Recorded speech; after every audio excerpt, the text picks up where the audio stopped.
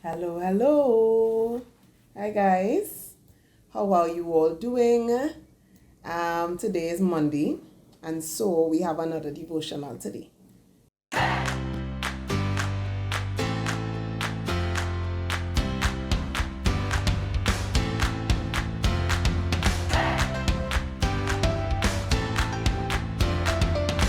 So today is more of an encouragement.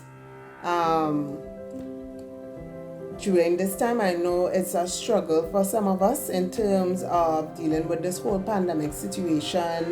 You don't have the freedom to go out as you used to. You don't have the freedom to line with friends and family as you used to. You don't have the freedom to do a lot of things. Birthdays and anniversaries and so on become very interesting during this time because you're unable to do what you would normally do. If you would normally go to the cinema or normally go to dinner, none of that. None of that is in play at this time. So I know for some of us it could be very frustrating being in this position for so long. So, giving these what you want to call turbulent times, on times of uncertainty where you just don't know what would be the next play for 20. You don't know what card 2020 going to drop on your next. If it's going to be a jack, a queen, a ace, and then you just don't know. So, given that is the case, of course, strength, fortitude, stable mind, that comes only through the Word of God and by the grace of God, by the Spirit of God. So, of course, if you find yourself in that position, I encourage you, I implore you to dig in, drink from the well of living water, dig into the Word of God and find comfort there, find encouragement there, find strength there. So, there is where we are going today. So, I am in Matthew chapter 14. A little backstory of that chapter. So, I'm reading, emphasis really is from verse 22. But before that, Jesus would have performed a miracle through the disciples by feeding the 5,000 men. Of course, it was more than that because men, they only gave the number for the men, but it had women and children as well. So he fed the multitude with 5 loaves and 2 fish. And so we had that before we come to verse 22, where Jesus walked on water, along with Peter himself. So the earlier verses, like I said, the disciples told Jesus, the people are hungry, we have nothing to feed them, send them away. But Jesus said, no, you feed them. And they told Jesus, well, we don't have anything, all we have is 5 loaves, 2 fish. Jesus took it, lifted it up to the heavens, prayed, blessed it, and they distributed it among the people, and there was left over. So there was still a miracle in that dry place, in that place where nothing was, because they were far away from civilization to get food or anything. It didn't have no parlor, no shop, nothing close by. It was far. So that still took place, even though it wasn't that they were in that difficult position. So even in that, there's an encouragement there that even though it may seem dry, it may seem lonely, the position you are in may seem desperate and deserted, Christ could still operate. God could still operate and grant you a miracle even in the midst of that dry, destitute, lonely space. So from verse 22, so after he fed them, Jesus immediately, verse 22, Jesus made the disciples get into the boat and go on ahead of him to the other side, while he dismissed the crowd. After he had dismissed them, he went up on a mountainside by himself to pray. Later that night, he was there alone, and the boat was already a considerable distance from land, buffeted by the waves because the wind was against it. So they entered some rough waters, and the boat was in some trouble. Shortly before dawn, Jesus went out to them, walking on the lake. When the disciples saw him walking on the lake, they were terrified. It's a ghost, they said, and cried out in fear. But Jesus immediately said to them, "Take courage, it is I, don't be afraid." "Lord, if it is you," Peter replied. I really like Peter. Now, Peter was a different kind of disciple. He was a little dread. At some point, you would have wondered if this was really a disciple of Jesus Christ. Is Peter really saved? Peter was a different kind of disciple. So, Peter said, "Lord, if it is you, tell me to come to you on the water." "Come," he said.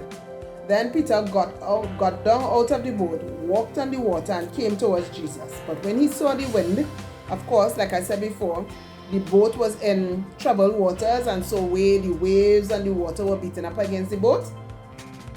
So when Peter now saw said waves and wind acting as it was before, he was afraid and beginning to sink, cried out, "Lord, save me." Immediately Jesus reached out his hand and caught him. "You of little faith," he said, "why did you doubt?" And when they climbed into the boat, the wind died down. Then those who were in the boat worshipped him, saying, "Truly you are the Son of God." So Peter and the disciples were in a predicament here. Jesus sent them on a boat, and it's as if Jesus sent them into trouble. And they were experiencing trouble at the time, like I said, while Jesus was on the mountain, carefree praying. And he stayed for quite a while because he went up and he didn't come down before dawn the next day. So he spent some time in prayer on top of that mountain. After he sent the multitude away, he spent some time on that mountain praying. And then he remembered, hey, them disciples, I sent them out in the boat. So he got down from the mountain and he walked on the lake towards the boat that was very much ahead. Because like I say, he went up there in the evening time, dismissed the crowd, and after he had dismissed it, he went up on the mountainside by himself to pray later that night. He was there alone, and the boat was already a considerable distance from land. And then he came down shortly before dawn. Jesus went out to them walking on the lake. So night into dawn, that's a few hours. And if a boat done gone out, I think that is a long distance. From here to Tobago is not no long time. And it ain't gonna take you from night until dawn to get to Tobago. So clearly it was a distance further than from here to Tobago. So he walked from the mountain to meet them. And it is interesting to note that the disciples, even though Jesus sent them, they found themselves in a bit of trouble. The water, I guess when they would have left, because nobody not going to climb into a boat to go across no water if outside looking rainy, wind blowing high, the waves beating rough. Even if it's Jesus, I sure somewhere here, one of them, Peter, might have said, "Master, really? Watch how outside looking. The rain outside dark, the clouds dark, the water rough. We can't go in the back." Somebody would have said something. So clearly they went in a very calm situation, and it turned out to be that. So Jesus sent them ahead, and they ended up in a situation where the waves were buffeting, beating up against the boat that they were in. And then Jesus came towards them walking on the water. They became very afraid because we're done under pressure here in the water, and clearly like we seeing things, because look at man walking on water. That's not normal. That's not normal everyday things. That's not happening in real. That's not happening. And these men were fishermen. They are accustomed to being out on the boat. They are accustomed to being in the water, in the sea, and they probably never would have experienced that in their entire life, much like this pandemic. Never would they have experienced such a thing in their entire lifetime. But here they are in a situation where impossible things are happening while we're in a very difficult situation. So Jesus approached them and he told them, "Don't be afraid. It is I. It is me. I. The one who sent you out is the same person walking towards you now." And Peter, with the daring self, said, "Lord, if it is really you, tell me to come." So Jesus said, "Come." Peter got out of the boat. Remember, this is not calm water, so obviously water rough around you. The boat rocking left and right. You take your time and you climb out. The fact that you could have said to me, even though coming down to the end, Peter faith wavered and he took his eyes off of Jesus, as most pastors would say, and he started to sink. To me, that man had a real faith in the first place to even consider stepping out of that, to even ask Jesus, if it is you, tell me to come. I would have just said, look, fix this real drug at this point in time. Speak to the water, speak to the wind, calm this situation for me, please. We here fighting up real long. Peter didn't say that. Peter said, Lord, if it is you, tell me to come. So Peter had great faith to begin with in the midst of this rough, trying, turbulent situation. Peter stepped out of the boat. That's what he did. He put his foot out on the water in the first place. Have the faith to do that. He put one foot and then he put the next foot. To me, putting one foot just to see, just to check to see if this thing's solid or not, that alone is faith. To put your next foot, that is something else in itself. So Peter come out of the boat and Peter started to make steps towards Jesus. You understand? With water buffeting the boat, beating up against the boat. That's faith. Faith to the highest degree. So Peter started walking. And then when the wind started to blow, as per normal, like he forget the situation that he was in the first place when he stepped out on that water. And then it occurred to him, wait now, we in some pressure here. And he started to look at his circumstances and his situation. And instead of focusing, keeping his eyes, the Bible says that he will keep him in perfect peace, whose mind is stayed on him. Obviously, his mind shifted. His mind shifted for a second and his faith shifted as well. So my encouragement today is that despite what may be happening around us, I'm telling you, 2020 is a trip. I keep saying it. It is not what any of us would have expected. I mean, we're probably like the disciples right now. You would have planned December last year, planned at doing this, that, and the other for 2020. So you would have had plans and you would have gotten your cues from God too, because Jesus sent them in the boat and send them across the lake. So you would have gotten cues from God to do certain things, and then bam, 2020, and you say to yourself, but no, Jesus, is you send me here? Is you put me in this particular situation? What is this? And sometimes these things happen, and I believe it would have happened to many of us in this year, 2020. But at the same time, I am comforted in the fact that this story tells us, because it's facts, it's not just a story, it's reality, that the disciples' reality is mine as well. Not only would Jesus send you out there, and yes, you would meet turbulent situations, like as life does happen, people disappoint you, people betray you, people, things just happen, your finances, you thought it was here at the beginning of the year, and then bam, pandemic, and you with a 25% pay cut, what is that? And so you didn't expect certain things to happen, but at the end of the day, the same person that sent you out there is going to walk on the water to meet you while you're out there, battling them heavy waves and winds. He is going to leave the mountain to come get you. And so that's my comfort. That's my peace, that despite the fact that even though I was sent, even though it didn't work out exactly as I planned for it to work out or thought it would have worked out as, at the end of the day, Jesus is going to come and meet me out there. He's not going to leave me by myself.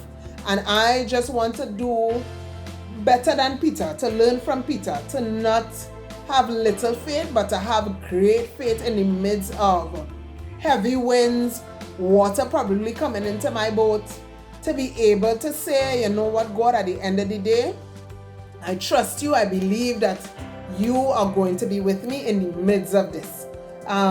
It is frightening, and I don't blame the disciples for being fearful to be out out. The sea don't have no branch. It don't have no shelf or beam or nothing that you could, when an earthquake they tell you stand up under the door frame, go under a table. It don't have nothing like that in the ocean. It's either you sail or you sink. So to be out there, 12 men on a boat, I sure it was no ship. It was a little pirogue that all of them fit into. And you're out there and all you're grabbing onto one another for dear life. And so fear would come. That's natural. And then worse yet, you see a figure coming towards you in the shape of a man walking on water. But if your heart wasn't palpitating before, by now, I'm telling you, anxiety, fear, all kind of thing kicking in. And so it is normal to be fearful. But at the end of the day, don't let the fear, your degree of fear override your degree of faith. So let your faith increase at that point in time, that you know what, God, I know you're going to leave your heavenly throne and come and visit me in this situation at some point in time. You are going to come during, even if it's not at midnight, by dawn, Lord, I know you will show up. By dawn, you're going to show up. And you're going to step in and you're going to make a way and you're going to make provision. And as soon as Christ showed up, as soon as Jesus showed up on the scene, what the Bible tells us? Immediately Jesus reached out his hand and caught him. You have little faith. And he said, why do you doubt? And when they climbed into the boat, so clearly Peter walked out a distance to meet Jesus, right? He walked away from the boat. So obviously faith would have been enacted again because he had to walk back. Now, Jesus didn't carry him. The Bible didn't say Jesus carried him back to the boat. Faith kicking again so that Peter would have been able to walk back to the boat. And the wind didn't stop blowing. The waves didn't stop beating up. And the Bible said, and when they climbed into the boat, the wind died down. So, know for a fact that when Jesus showed up at the scene, yes, it wouldn't be perfect.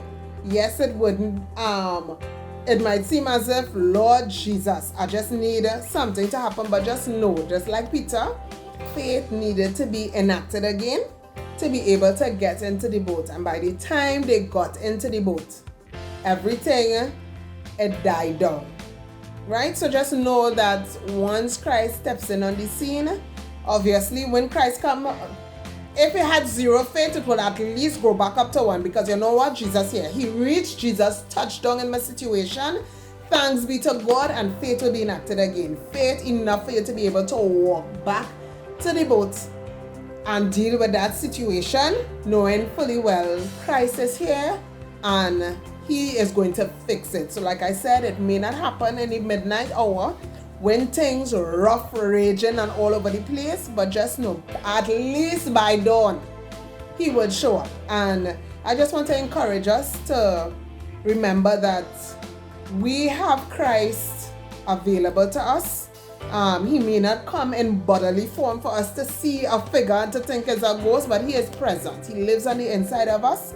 And the Bible says that if we keep our minds stayed on him, focused on him, looking towards him, looking out for when he's going to show up, if we're going to keep our minds stayed on him, he will keep us in perfect peace. There will be no need to fear, no need to worry, no need to be disheveled. And you will just know that at some point in time, Christ is going to show up on my behalf.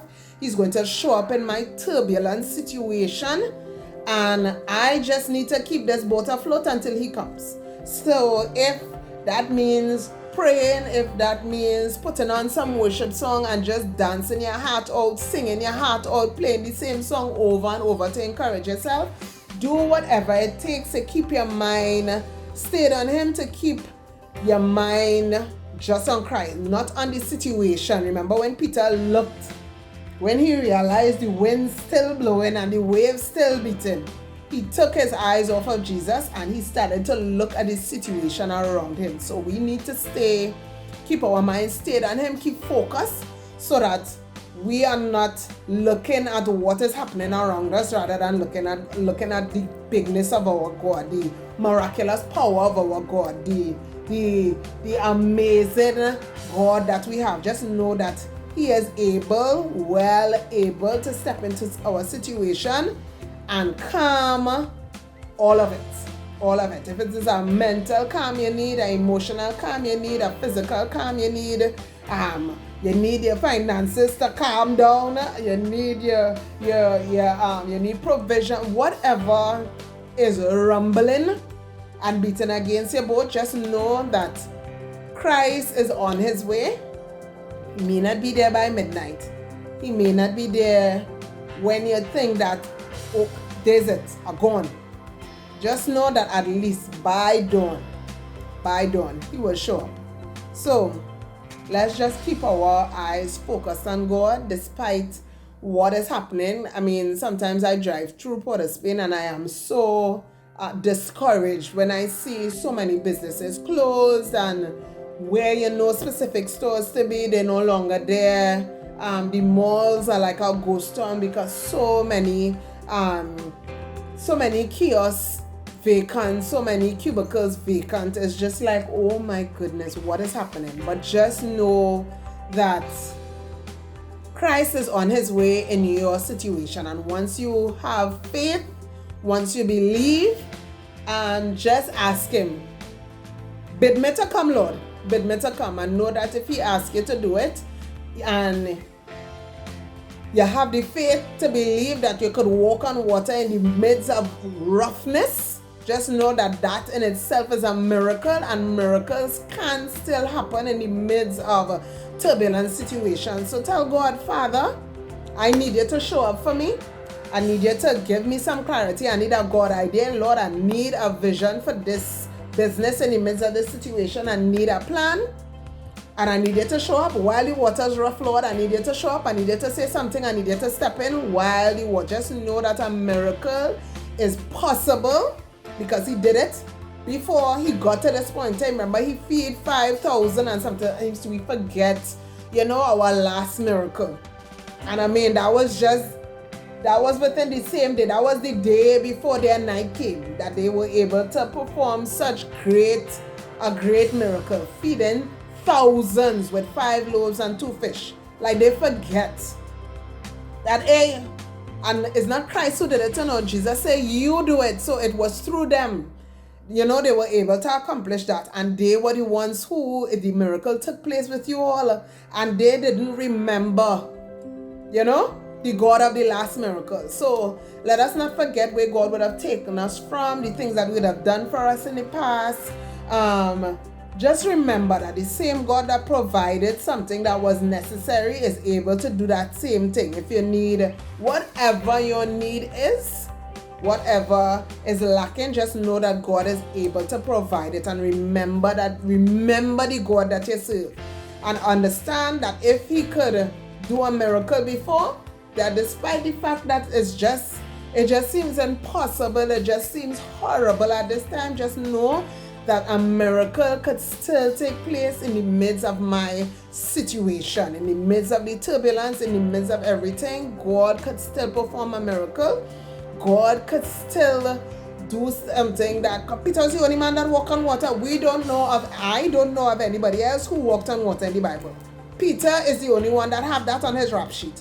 So just know that at this point in time, in this situation, you can do something great, do something memorable for generations, even in this pandemic. I am looking out for my miracle. I don't know about you, I encourage you to look out as well.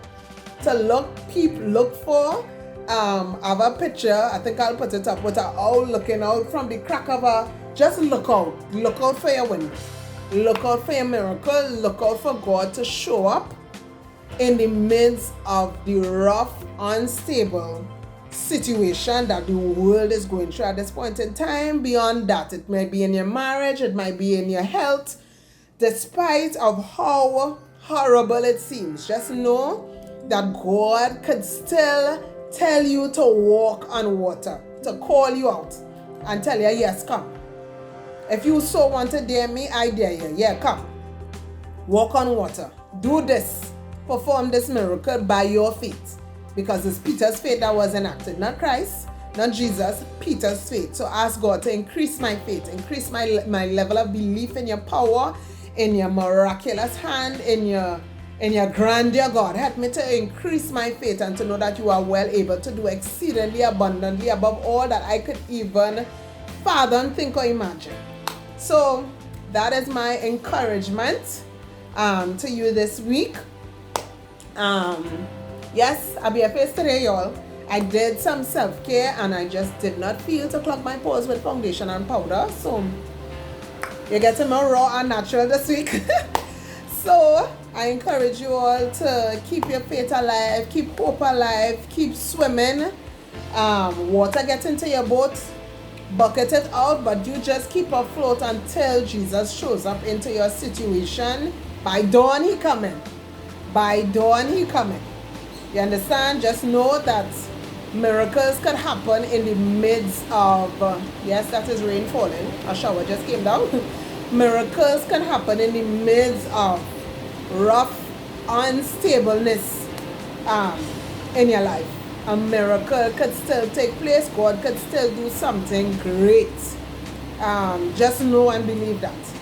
And so that's my encouragement this week. Take care of yourself, guys. Do some self-care. Let your skin breathe. Do some treatments on your hair as well. Just take care of yourself. Take care of yourself mentally, emotionally. That's so important. I just think that sometimes you just need to breathe. A friend sent me a picture. Hi, Aline. She said to me, there's no reward for most overworked woman. There's no reward for that. So just know that taking care of yourself is very, very, very important, and we need to do it. Yes, this is my 3-year-old coming in our video at this point in time to close off. Say hello. So guys, until next time, take care of yourself, take care of your loved ones, and stay safe. Until next time, bye. Tell them bye-bye. Bye.